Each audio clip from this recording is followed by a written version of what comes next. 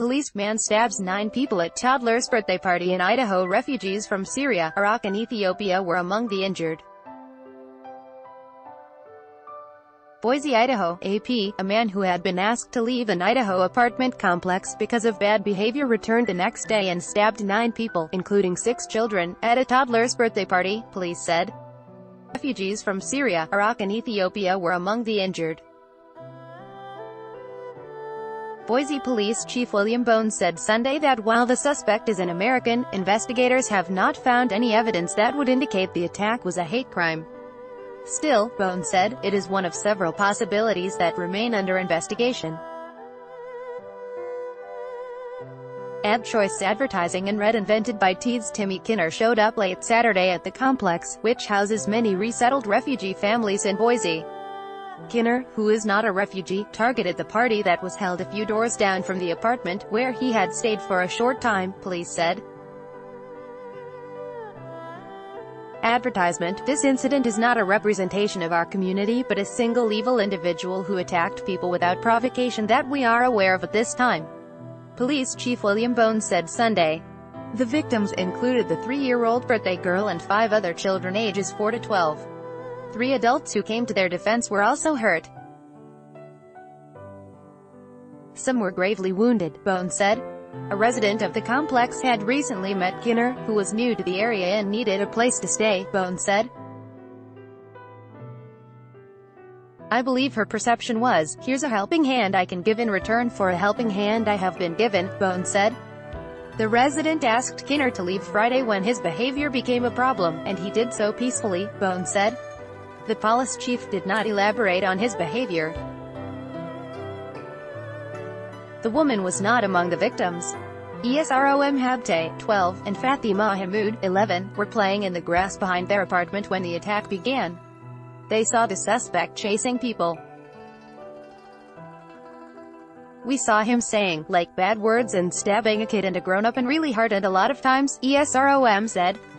The 2 ran into an apartment and hid in a closet with other children until police told them it was safe to come out, he said.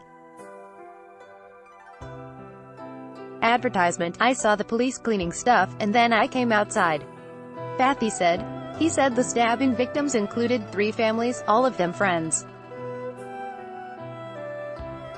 Kinner, 30, was arrested near the scene and charged with aggravated battery and of injury to a child.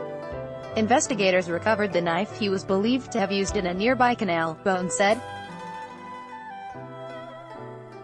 The attack resulted in the most victims in a single incident in Boise Police Department history, the police chief said.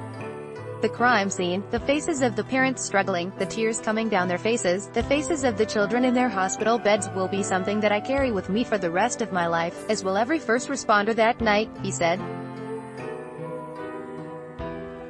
The apartment complex is just off of one of Boise's busier streets, separated from the traffic by one of the many irrigation canals that run through the city.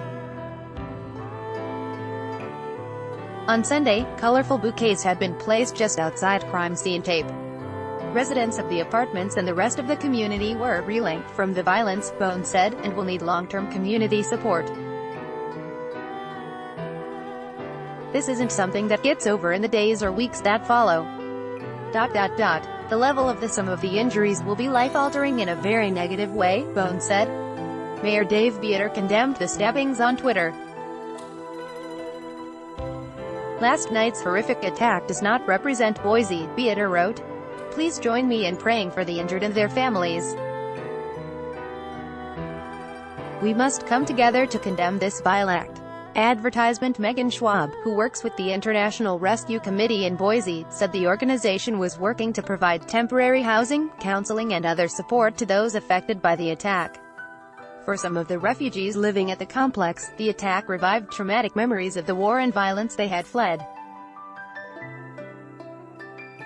The blood from the stabbings reminded residents Ibad Hasn and Thadaway IP of the terror they left in Somalia, they said on Sunday. Ipe's son, Fatima Mahmoud, stayed close by her side Sunday, at times sitting on the grass to lean against her legs as he watched the police at the crime scene.